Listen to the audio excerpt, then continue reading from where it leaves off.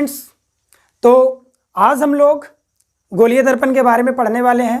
पिछले क्लास में हम लोगों ने समतल दर्पण क्या होती है और समतल दर्पण में बनने वाले प्रतिबिंब की विशेषताओं को समझा था। आज हमारी जो बातचीत होगी वो टोटली गोलीय दर्पण के बारे में होने वाली है, जिसे अंग्रेजी में हम लोग स्फेरिकल मिरर बोलते हैं। आज हम लोग स्फेरिकल मिरर के बारे में समझेंगे, आखिर स्फेरिकल मिरर होती क्या है। पहला प्रश्न यही आता है कि गोलीय दर्पण क्या है सर। तो देखिए, मैं आपको बताता हूँ गोलीय दर्पण क्या है। देखिए, सबसे पहला जो अपना बिंदु होगा वो गोलीय दर्पण का होगा। गोलीय दर्पण जिसे हम लोग अंग्रेजी में स्फेरिकल मिरर के नाम से जानते हैं। ठीक है, ये स्फेरिकल मिरर के नाम से हम लोग जानते हैं गोलीय दर्पण को। तो इसकी अगर परिभाषा की बात किया जाए तो हम कह सकते हैं कि किसी गोलाकार तल से बनाए गए दर्पण को गोलीय दर्पण कहते हैं। किसी गोलाकार तल से बनाए गए दर्पण को गोलीय दर्पण कहते हैं। अगर इसकी दूसरी परिभाषा दिया जाए तो कह सकते हैं कि ऐसे दर्पण जिनका परावर्तक पृष्ठ कहने का मतलब कि जहाँ पे किरण जाकर टकराएगी, परावर्तक पृष्ठ गोलीय हो, उसे भी हम लोग गोलीय दर्पण कहते हैं। आइए दोनों परिभाषा को लिखते हैं। किसी गोलाकार तल से बनाए गए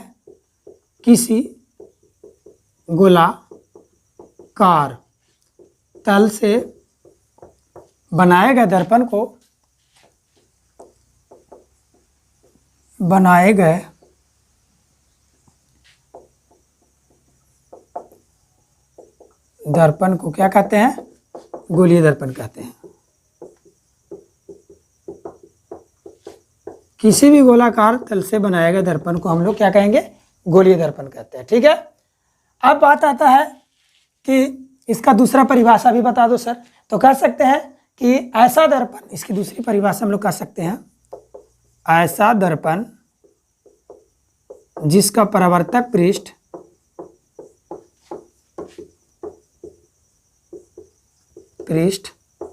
गोलीय है। ऐसा दर्पण जिसका परावर्तक पृष्ठ गोलीय हो, उसे भी हम लोग गोलीय दर्पण कहते हैं। देखिए, इसको हम लोग समझ लेते हैं। पहले परिभाषा को लिखा हुआ है, किसी गोलाकार तल से, कोई भी गोलाकार तल या कोई गोला, और किसी भी गोलाकार तल से बनाया गया जो दर्पण होगा, उस गोलाकार तल से जो भी बनेगा दर्पण, उस दर्पण को हम लोग नाम देंगे गोलीय दर्पण। जैसे देखिए, मैं आपको एक गोलीय दर्पण को बनाता हूँ। देखिए, यहाँ पे देख सकते हैं आप, ये आपका एक गोला लिया हमने, और इस गोला के ऊपर, इस गोला को ऊपर इधर से हम लोग इसको कलाई कर दिए, यानी रज्जित कर दिए। इस तरफ इधर रज्जित कर दिए, देखिए इस तरह से। ठीक है, इसको हम लोग रज्जित कर दिए मतलब क्या हुआ? कलाई कर दिए। अब देख सकते हैं आप कि ये जो हुआ, इसका परावर्तक सतह ये हुआ और इधर वाले के भाग का परावर्तक सतह ये हुआ। ठीक है, तो मैंने आपको क्या बताया कि जिनका परावर्तक पृष्ठ जो है एक गोलीय का हो। यानी देखिए, तो ये गोला है ना, ये आपका पूर्ण रूप से अगर देखा जाए तो ये गोला है, और इसी गोला का ये परावर्तक सतह इसी गोला का भाग है। इसी गोला का भाग हुआ ना, ये आपको मैं बता दिया। इसी को अगर डिवाइड कर दिया जाए, इसको काट दिया जाए, इसको काट दें, तो हमारा जो प्राप्त होगा इस तरह से कुछ प्राप्त होगा। जैसे इस तरह से इधर वाला पार्ट्स हमारा इस तरह से प्राप्त होगा, और इधर वाला पार्ट्स जो है हमारा इस तरह से प्राप्त होगा। ठीक है, तो मैंने क्या बताया कि गोलाकार भाग था। इस गोलाकार तल से जो बनाया गया जो दर्पण हुआ, ये दोनों, इसी दर्पण को हम लोग क्या नाम रखेंगे? इसी दर्पण को हम लोग गोलीय दर्पण नाम रखेंगे। ये आपका गोलीय दर्पण हुआ। मैंने आपको परिभाषा में साफ लिखा है कि किसी गोलाकार तल से, ये देखिए गोलाकार तल हुआ, इस गोलाकार तल से बनाया गया जो दर्पण है, देखो इसको काट दिए तो एक भाग ऐसा बना, एक भाग ऐसा, देख सकते हैं आप। और इसी गोलाकार तल से बनाया गया जो ये दर्पण हुआ, इसी दर्पण का नाम पड़ा गोलीय दर्पण। इसी को हम लोग कहते हैं गोलीय दर्पण। तब बात आती है, सर गोलीय दर्पण मुझे बता दो कितने प्रकार की होती है? गोलीय दर्पण कितने प्रकार की होती है? तो देखिए, आपको मैं बताता हूं गोलीय दर्पण के प्रकार। गोलीय दर्पण, देखिए गोलीय दर्पण, तो गोलीय दर्पण को हम लोग समझेंगे, ये दो प्रकार की होती है। एक होती है उत्तल दर्पण और दूसरा जो होती है वो होती है अवतल दर्पण। इसको जरा सा मिटा रहे हैं यहाँ से अभी। अवतल दर्पण, ये आपका अवतल दर्पण, दूसरा उत्तल दर्पण, दो प्रकार के। कोई अगर आपसे पूछता है कि गोलीय दर्पण कितने प्रकार के होते हैं तो उससे आप बताइएगा सिंपली कि गोलीय दर्पण 2 प्रकार के होते हैं, एक उत्तल दर्पण और दूसरा अवतल दर्पण। अंग्रेजी भाषा भी मैं लिख देता हूं, जैसे उत्तल दर्पण। उत्तल दर्पण को अंग्रेजी में कहते हैं कॉन्वेक्स मिरर। कॉन्वेक्स मिरर इसको कहते हैं अंग्रेजी में। कौन सा मिरर कहते हैं? Convex mirror. और अवतल दर्पण को अंग्रेजी में हम लोग इधर लिख देते हैं कॉनकेव मिरर। कॉनकेव मिरर, ये हुआ अवतल दर्पण। अब जरा सा समझ लीजिए कि उत्तल दर्पण और अवतल दर्पण क्या होती है। ठीक है, सबसे पहले हम लोग समझने का प्रयास करेंगे। सबसे पहले गोलीय दर्पण क्या होती है, मैंने बताया आपको। गोलीय दर्पण कितने प्रकार के होता है? तो गोलीय दर्पण 2 प्रकार के होते हैं। गोलीय दर्पण 2 प्रकार के, पहला हुआ कॉन्वेक्स मिरर और दूसरा हुआ कॉन्वेक्स मिरर, कॉनकेव मिरर। पहला कॉन्वेक्स और दूसरा कॉनकेव, ये 2 प्रकार के ही स्फेरिकल मिरर होते हैं। अब जरा सा हम लोग इस गोलीय दर्पण में किसी चीज़ को हम लोग यहाँ पे डिनोट करते हैं और हम लोग जानने का प्रयास करते हैं कि इसमें आखिर क्या होती है। तो देखिए, इस गोलीय दर्पण में यहाँ पे हम लोग इस गोला का हम लोग केंद्र लेते हैं। जो गोलीय सतह था उसका एक केंद्र लिए हम लोग। इस केंद्र को हम लोग, है ना, सी से डिनोट किए। इस केंद्र को हम लोग क्या चीज़ से डिनोट किए? सी से। बात समझ में आ रहा है ना? ये आपका सी हुआ। चलिए इतना आप देखिए, फिर मैं आपको आगे बताता हूँ।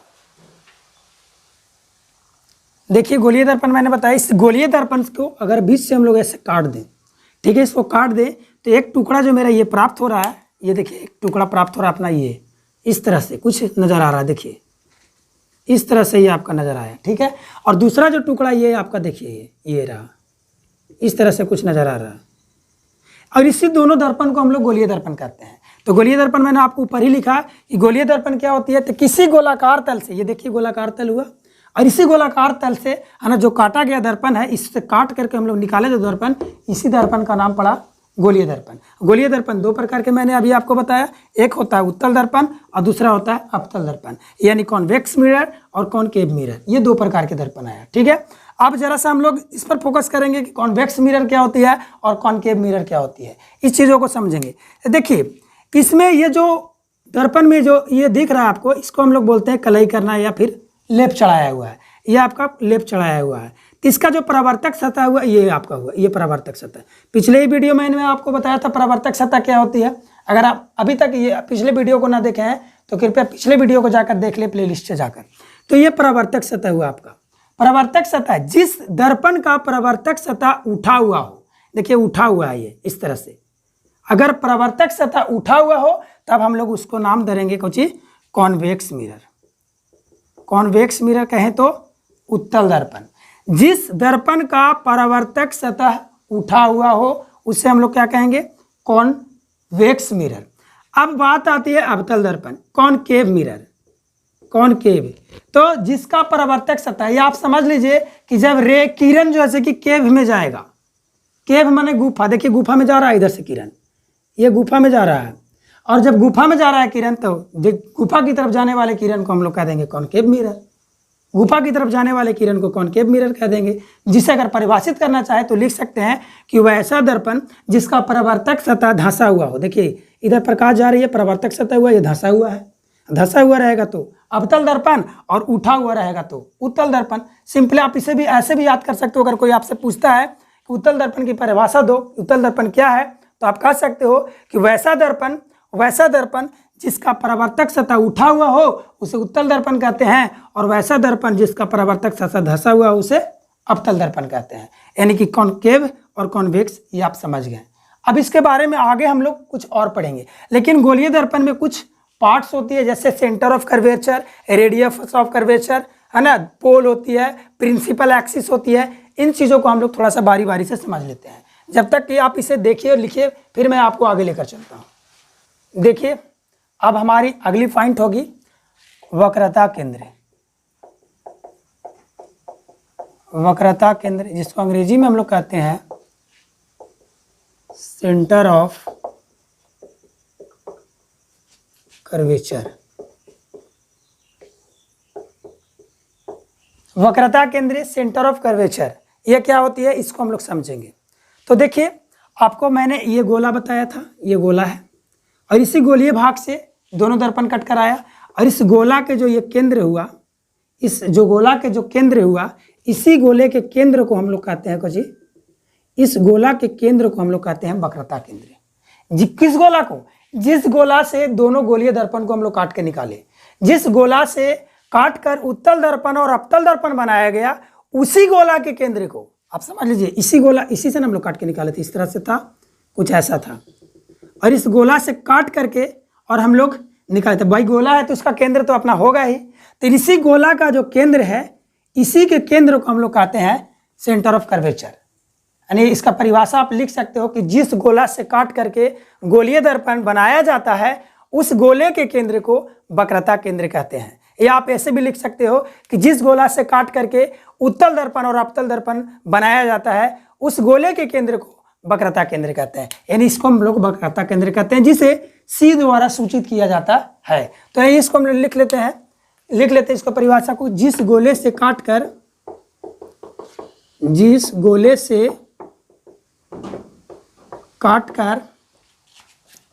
कर है ना गोलीय दर्पण बनाया जाता हो, गोलीय दर्पण, अर्थात इसी को हम लोग लिख सकते हैं अवतल दर्पण एवं उत्तल दर्पण। अवतल दर्पण एवं उत्तल दर्पण बनाया जाता है, उसी गोले के केंद्र को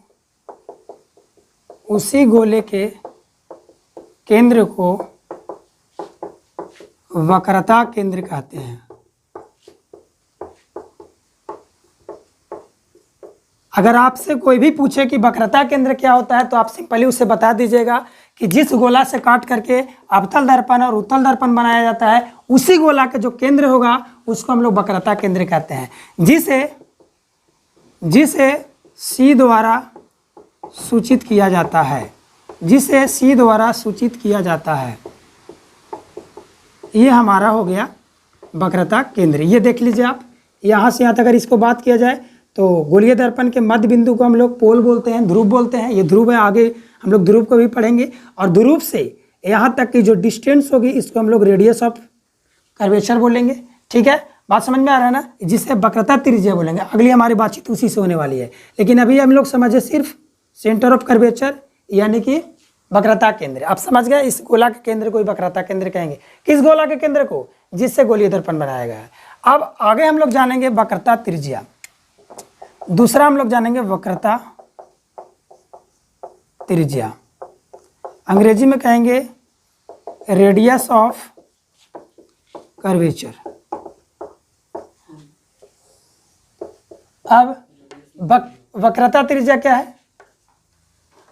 रेडियस का स्पेलिंग जरा सा मिस हो रहा है, आप देख लीजिए यहाँ पे, रेडियस ऑफ कर्वेचर। ये है रेडियस ऑफ कर्वेचर का परिभाषा। देखिए जरा सा क्या होती है रेडियस ऑफ कर्वेचर। तो मैंने बताया कि दर्पण, फिर इसी तरह से परिभाषा देंगे कि दर्पण जिस गोला का भाग है, अभी गोला है तो गोला का यहाँ से यहाँ तक अगर बात किया जाए तो ये आपका त्रिज्या होगा, ये भी त्रिज्या होगा, ये भी त्रिज्या होगा, ये भी त्रिज्या होगा। ये गोला का मैं बात कर रहा हूँ। तो जिस गोला से काट करके गोलीय दर्पण बनाया गया है, फिर वही चीज मैं दोहरा रहा हूँ, जिस गोला से काट करके अवतल दर्पण और उत्तल दर्पण बनाया गया है, उस गोला के त्रिज्या को हम लोग कहते हैं वक्रता त्रिज्या। बात समझ में आया? उसी गोला के त्रिज्या को हम लोग नाम रखेंगे वक्रता त्रिज्या, जिसका भी परिभाषा आप इसी तरह से लिख सकते हैं कि दर्पण जिस गोला का भाग होता है, उस गोला, लिख सकते हैं दर्पण जिस गोला का भाग होता है, उसी गोले की त्रिज्या को क्या कहेंगे? वक्रता त्रिज्या। वक्रता त्रिज्या कहते हैं।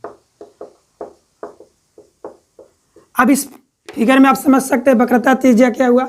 ये देखिए आपका केंद्र हुआ गोला का, और इस गोला के केंद्र से यानी कि ये त्रिज्या हुआ गोला का, और इस गोला के त्रिज्या को ही हम लोग नाम रखेंगे कुछ वक्रता त्रिज्या, जिसे R द्वारा सूचित किया जाता है,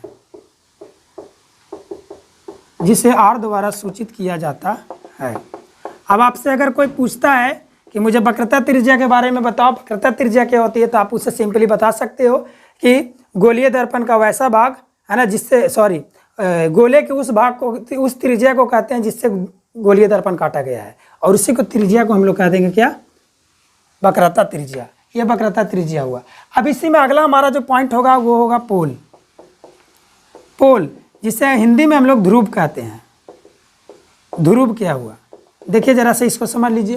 पोल किसको कहते हैं, तो दर्पण आप लोग देख रहे हैं, देखिए ये दर्पण हुआ आपका। चलिए ना हम इसी दर्पण को काट कर बाहर बता देते हैं, इस तरह से बता देते हैं। ये देखिए ये दर्पण हुआ ना, ये गोलीय दर्पण हुआ। इस दर्पण के यहाँ पे हम लोग एक बिंदु लेते हैं जिसे हम लोग कह सकते हैं मिडस्ट पॉइंट, यानी मध्य बिंदु। ये आपका मध्य बिंदु हुआ, बीचों बीच। और ध्रुव का अगर परिभाषा अगर पूछता है कोई आपसे, पोल किसे कहते हैं, तो उससे बोल दीजिएगा कि गोलीय दर्पण के मध्य बिंदु को, बीचों बीच वाले पॉइंट को हम लोग क्या कहते हैं, पोल बोलते हैं। इसे ध्रुव कहते हैं, ठीक है, जिसे P द्वारा सूचित किया जाता है। अभी अगर ये अवतल दर्पण था, ये उत्तल दर्पण ले लीजिए, उत्तल दर्पण ले लीजिए, और उत्तल दर्पण के भी मध्य बिंदु ले लीजिए, इसे हम लोग पोल बोल देंगे। किसी तरह से कोई दिक्कत नहीं होनी चाहिए। तो इसका परिभाषा लिख सकते हैं कि गोलीय दर्पण के मध्य बिंदु को दर्पण का ध्रुव कहते हैं, दर्पण का ध्रुव कहते हैं, जिसे P द्वारा सूचित किया जाता है। यानी कि अब पोल भी आपको समझ में आ गया कि पोल किसको बोलते हैं। अब अगली हमारी बातचीत होगी फोकस से। आखिर फोकस क्या होती है, जरा सा आप इसे लिखिए, फिर मैं आपको बताता हूँ। साथियों अब हम लोग फोकस की चर्चा करेंगे, फोकस के बारे में देखेंगे। जरा सा फोकस देख लीजिए। फोकस, ये देखिए फोकस क्या होती है, ठीक है। तो चलिए हम लोग सबसे पहले अवतल दर्पण में फोकस को समझते हैं।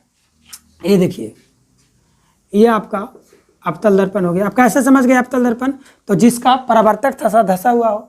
ये देखिए प्रकाश इस तरफ जाएगी और इस तरफ धंसा हुआ है, और परावर्तक सतह जिसका धंसा हुआ रहेगा उसे अवतल दर्पण कहेंगे। ये अवतल दर्पण के बीचों बीच जो पॉइंट लिए, मैंने अभी आपको बताया कि किसी दर्पण के मध्य बिंदु को क्या कहते हैं, ध्रुव कहते हैं, जिसे P द्वारा सूचित करते हैं। ये आपका ध्रुव हो गया। अब हम एक यहाँ से यहाँ तक एक लाइन को ड्रा किए, देखिए जरा सा, ठीक है। अब यहाँ पे हम लोग लेते हैं एक वक्रता केंद्र। अभी सी मैंने बताया ये आपका वक्रता केंद्र हो गया, ठीक है। ये वक्रता केंद्र हो गया, जिसे हम लोग PC को मुख्य अक्ष भी बोलेंगे। ये आपका मुख्य अक्ष भी बोला, मुख्य अक्ष, सॉरी मैं मुख्य प्रधान इसको बता, फोकस से बताने से पहले मैं आपको मुख्य अक्ष के बारे में जानकारी दे दूँ। मुख्य अक्ष जिसको हम लोग प्रिंसिपल एक्सिस कहते हैं। जरा सा पहले हम लोग प्रिंसिपल एक्सिस को समझ लीजिए, उसके बाद फोकस को समझेंगे। प्रिंसिपल एक्सिस क्या होती है, तो दर्पण के वक्रता केंद्र एवं, ये देखिए ये वक्रता केंद्र हुआ और ये देखिए आपका ध्रुव हुआ। तो दर्पण को वक्रता केंद्र से, ये दर्पण के वक्रता केंद्र से ध्रुव के बीच मिलाने वाली जो है ना सरल रेखा हुई, उसी को हम लोग कहते हैं मुख्य अक्ष। ये आपका मुख्य अक्ष कहलाया, ठीक है। अगर कोई आपसे पूछता है कि मुख्य अक्ष किसे कहते हैं, आप मुझे बता दो, तो उसे सिंपली बोल दीजिएगा कि गोलीय दर्पण के वक्रता केंद्र और उसके पोल को यानी ध्रुव को मिलाने वाली सरल रेखा को हम लोग मुख्य अक्ष कहेंगे। ये आपका मुख्य अक्ष यानी PC आपका प्रिंसिपल एक्सिस कहलाया। लिख सकते हैं कि गोलीय दर्पण को वक्रता केंद्र एवं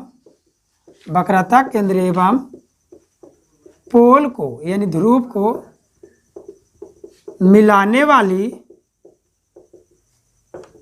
सरल रेखा को है ना मुख्य अक्ष कहते हैं, मुख्य अक्ष कहते हैं। यानी कि आपका प्रिंसिपल एक्सिस इसको बोल देंगे, जिसे हम लोग PC बोल सकते हैं। ये PC आपका मुख्य अक्ष हुआ। अब आपको मुख्य अक्ष समझ में आ गया होगा। तो चलिए मैंने एक मुख्य अक्ष ड्रा किया, आप देख सकते हैं प्रिंसिपल एक्सिस, और इसी अवतल दर्पण में कॉनकेव मिरर में मुख्य अक्ष के समांतर एक किरण जा रही है इधर दर्पण की ओर। मुख्य अक्ष के समांतर एक दर्पण की ओर किरण जा रही है। जाने वाली किरण को हम लोग आपतित किरण कहेंगे, ठीक है। और जब यह किरण दर्पण से टकराएगी तो टकराने के बाद इधर आपका लौट आएगी, ठीक है। इस तरफ किरण आ गई, ये देख सकते हैं, ये परावर्तित किरण हुआ। बात समझ लीजिएगा। अब मैं आपको बता दूं, इस बिंदु पर टकराई तो मैंने आपको बताया था कि जिस बिंदु पर टकराती है उस बिंदु से नॉर्मल लेकर आती है, यानी कि एक यहाँ से आपका ये नॉर्मल आया जिसे हम लोग अभिलंब कहते हैं, ये आपका अभिलंब हुआ। अब अभिलंब हुआ तो यहाँ पड़े आपतन कोण, यहाँ पड़ी परावर्तन कोण। पिछले ही वीडियो में हम लोग समझ चुके हैं इस चीज़ों को। अब ऊपर से एक जा रही थी और एक इस मुख्य अक्ष के नीचे से भी एक समांतर किरण जा रही है, मुख्य अक्ष से नीचे से समांतर किरण भी जा रही है, जो कि दर्पण से टकराने के बाद ये भी आपका टकरा करके और इस तरफ जाएगी, परावर्तित होगी, ठीक है। और यहाँ से फिर भी ये नॉर्मल बनाएगा, फिर से नॉर्मल बनाएगा आपका, ये आपका नॉर्मल बना दिया, ये देख लीजिए आपका, यानी अभिलंब। यानी कि ये दोनों किरणें जो मुख्य अक्ष के समांतर जो ऊपर से जा रही थी किरण, वो दर्पण से टकराने के बाद और नीचे से जो किरण जा रही थी आप समांतर मुख्य अक्ष के, वो दर्पण से टकराने के बाद जिस बिंदु पर दोनों आपस में मिलती है, जिस बिंदु पर आपस में मिलती है उसी बिंदु को दर्पण का फोकस कहते हैं। मुझे आशा है आप इस चीज़ों को समझ सकते हैं, बड़ा इजीली है। देखिए लिखेंगे हम लोग कि मुख्य अक्ष पीसी के समांतर जा रही एक आपतित किरण दर्पण से परावर्तन के बाद, यानी दर्पण से टकरा करके, है ना, और नीचे से आप बोल सकते हैं कि मुख्य अक्ष के समांतर ऊपर नीचे दोनों से दर्पण की ओर जा रही, है ना, आपतित किरण दर्पण से परावर्तन के बाद जिस बिंदु पर दोनों किरणें आपस में मिलती है उस मिलने वाली बिंदु को हम लोग दर्पण का फोकस कहते हैं। आप फोकस का परिभाषा जान गए, ये आपका फोकस हो गया, ठीक है। ये किरण जा रहा था, टकराया आया, ये किरण जा रहा था, टकराया गया, इधर से गया टकराया, इधर से गया टकराया, और यहाँ पे आकर आपस में दोनों मिल गए, और जिस बिंदु पर आकर के दोनों किरणें मिली उसको हम लोग कहते हैं फोकस। ये आपका दर्पण का फोकस हुआ, जिसे एफ द्वारा सूचित करते हैं। आप इसे लिख सकते हैं, परिभाषा को क्या लिख सकते हैं कि अवतल दर्पण में मुख्य अक्ष के समांतर जा रही दो किरणें, लिख सकते हैं अवतल दर्पण में, हम लोग अवतल दर्पण में फोकस को समझे हैं अभी। अवतल दर्पण में मुख्य अक्ष के समांतर जा रही दो किरणें,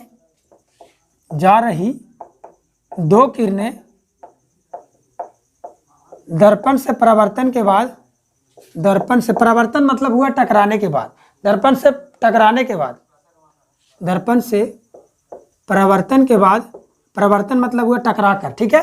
परावर्तन के बाद जिस कॉमन बिंदु पर मिलती है, कॉमन बिंदु समझ रहे हैं ना, निश्चित जहाँ पे दोनों मिलती है उसी को कॉमन बिंदु कहते हैं। जिस कॉमन बिंदु पर मिलती है उसी बिंदु को अवतल दर्पण का ध्रुव कहते हैं। अवतल दर्पण का ध्रुव, अवतल दर्पण का फोकस कहते हैं, फोकस कहते हैं, जिसे एफ द्वारा सूचित किया जाता है।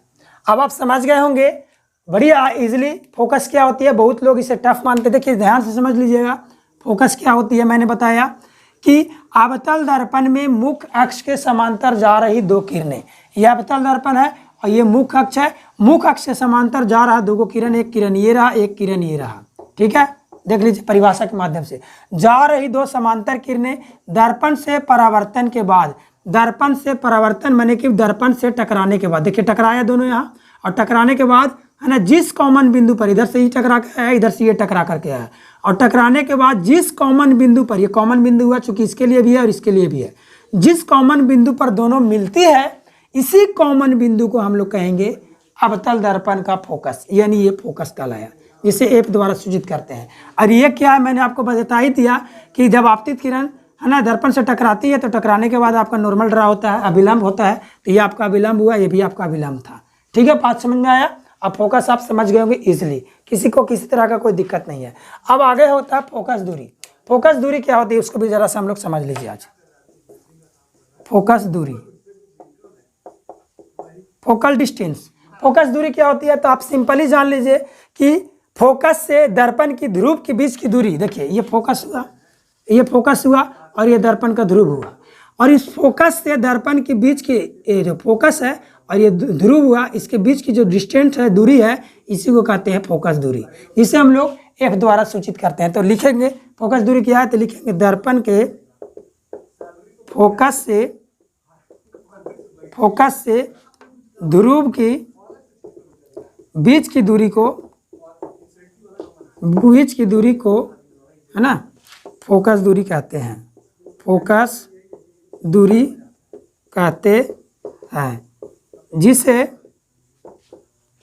स्मॉल एफ द्वारा सूचित किया जाता है। समझ गए? यानी कि आप सिंपल जान लीजिए फोकस दूरी। ये देखिए दर्पण के फोकस ये हुआ है ना, ध्रुव के बीच की दूरी ध्रुव हुआ, इस दर्पण से फोकस और ध्रुव के बीच की जो डिस्टेंस हुआ ना, इसी डिस्टेंस को हम लोग कहते हैं फोकस, जिसे हम लोग स्मॉल एफ द्वारा सूचित करते हैं।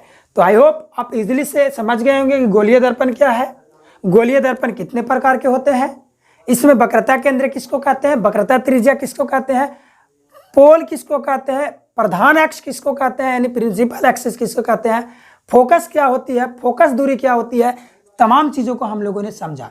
एक बार मैं फिर से आपको इंडिकेट करके फिगर के माध्यम से बता दूं। देखिए एक मैं गोलीय दर्पण आपका ड्रा कर दे रहा हूं, ध्यान से समझ लीजिएगा। इस गोलीय दर्पण में इस तरफ इधर कलाई कर दिए और इस इधर कलाई कर दिए। इस गोलीय दर्पण को उत्तल दर्पण का नाम रखेंगे। ये उत्तल दर्पण हुआ। क्यों उत्तल दर्पण हुआ? क्योंकि इसका परावर्तक सतह उठा हुआ है। ये अवतल दर्पण इसलिए कहेंगे ये अवतल दर्पण हुआ। क्यों? क्योंकि इसका धंसा हुआ परावर्तक सतह।